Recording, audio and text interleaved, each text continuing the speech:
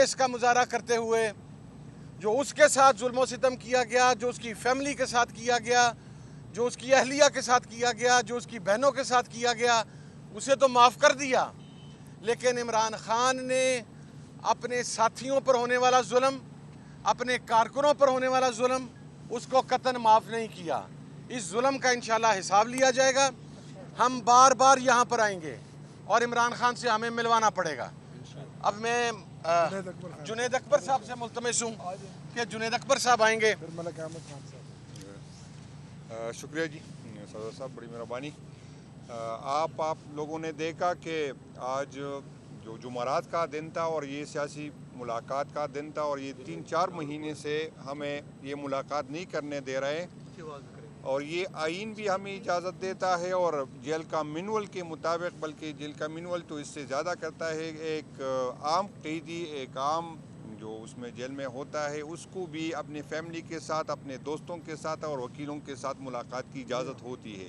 لیکن جو سابقہ وزیر اعظم ہے، جو ایک پاکستان کے سب سے بڑی پارٹی کا لیڈر ہے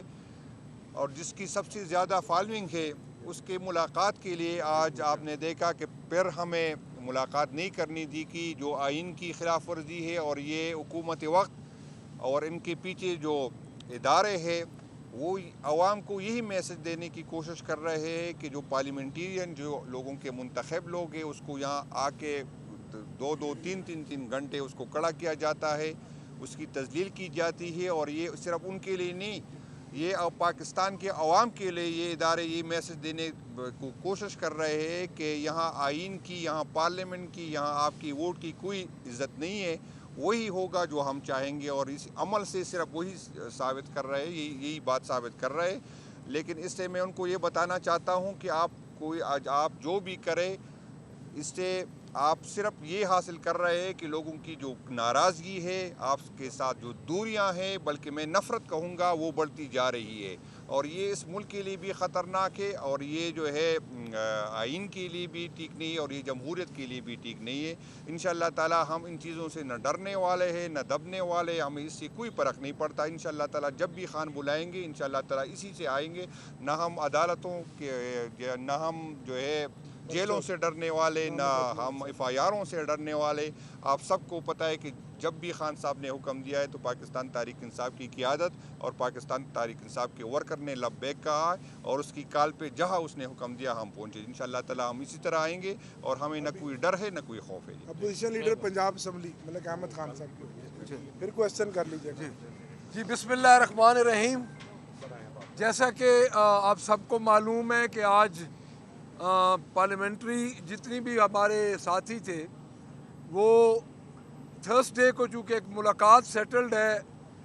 تو جیل مینول کے مطابق، جو ان کا ریٹن مینول ہے، اس کے مطابق ہم تمام دوست ادھر آئے، اور انہوں نے وہی حجت تمام کی کہ 2 گھنٹے تمام MPs کو، تمام MNAs کو اور سینیٹرز کو کھڑا کر کے ابھی انہوں نے کہا کہ آپ ملاقات نہیں کر سکتے۔ دیکھیں بات یہ ہے کہ اڈیالہ جیل یہ آتا ہے پنجاب گورنمنٹ کی کسٹڈی میں، اور ہمیں یہ پتہ ہے کہ پنجاب گورنمنٹ اس وقت بالکل ایک مجبور اور لاچار گورنمنٹ اس لیے بنی ہوئی ہے کہ اس کو فارم 47 کے ذریعے ہمارے اوپر مسلط کیا گیا ہے۔ اور میں یہ سمجھتا ہوں کہ یہ جو خان صاحب کے خطوط، یہ خان صاحب کی جو اندر سے ایکٹیویٹیز باہر آتی ہیں اور ان کو تکلیف ہوتی ہے، جس طرح کل محترمہ نے نارووال میں بات کی، پھر لاہور میں بات کی کہ اس پارٹی میں بدتمیزی اور بد کلامی ہے، تو میں تھوڑا سا محترمہ کو اس پلیٹ فارم سے یہ بتانا چاہتا ہوں کہ یہ بدتمیزی اور بد کلامی آپ کے والد اور چچا نے شروع کی تھی، ان کو آپ نے کٹہرے میں کھڑا کیا ہے۔ جب انہوں نے محترمہ بے نظیر بھٹو کے بارے میں جو الفاظ استعمال کیے، ہم عورتوں کے بارے میں وہ استعمال بھی نہیں کر سکتے، جہازوں سے آپ نے تصاویر پھینکی۔ اب آپ کیا ثابت کرنا چاہتی ہیں؟ کہ کیا آپ اس میں اپنی بڑائی دکھانا چاہتی ہیں کہ ایک ایسا شخص جو سنگل لارجسٹ پارٹی کا سربراہ ہے، جو 2 سال آپ سے نہیں ٹوٹا، تو آپ پارلیمنٹیرینز کو ملنے نہیں دیں گے، تو کیا وہ آپ سے جھک جائے گا؟ اور اس کی وائف اہلیہ جو کہ ایک گھریلو खातून हैं, उन पे जो आपने बिल्कुल बेसलेस मुकदमात दर्ज किए हुए हैं, तो मैं ये समझता हूँ कि पंजाब में जो फस्तायत का दौर आपने एक रखा हुआ है, वो दौर आपका ख़त्म होने वाला है। जिस तरह वकास अरसलान का वाक़या रहीम यार खान का हुआ, हमारे पास उसके सबूत हैं, उसकी मिसकैरेज हुआ है उसकी बीवी का, और उसके अलावा इस वक्त हमारे तमाम MPs पे फैसलाबाद खसूसन जो सबजादा हामिद रज़ा साहब हमारे अलाइज हैं, उनके घर पे इस वक्त पुलिस है, हमारे MPs के घरों पे इस वक्त पुलिस के रेड हो रहे हैं। पूरे पंजाब में आपने फस्तायत का एक बाज़ार गर्म कर रखा है। और बीबी मैं आपको एक बात कन्वे कर दूं कि या आपको कुछ पता नहीं है, आप इस अहल नहीं है कि आप चीफ मिनिस्टर बने, या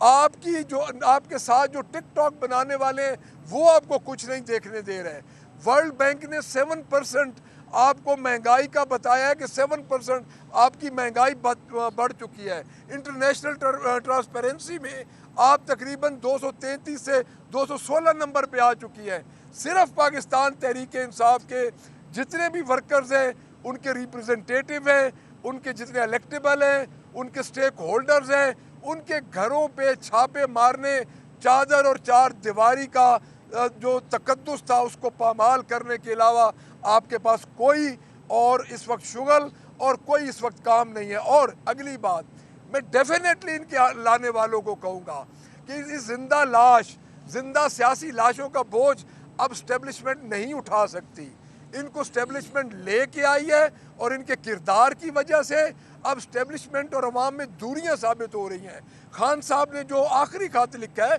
उसके 5 नुकात यही बताते हैं कि पूरे पाकिस्तान की उन्होंने अक्कासी की है इस वक्त के हालात की, जिसमें उन्होंने एक बात ये भी की है कि जो स्टेब्लिशमेंट से दूरियां अवाम की हो रही हैं, हमारे लोगों की दूरियां हो रही हैं, उसकी वाहिद वजह ये जो हमारे नॉन रिप्रेजेंटेटिव जो हमारी हुकूमत है, जिनके पास मैंडेट नहीं है, लोगों का मॉरल सपोर्ट नहीं है, ये हमारे ऊपर मुसल्लत है। हम अडयाला आते रहेंगे, अपने लीडर से मिलते रहेंगे और इंशाअल्लाह ताला एक दिन आएगा कि ये तारीख रात ख़त्म होगी। Thank you very much.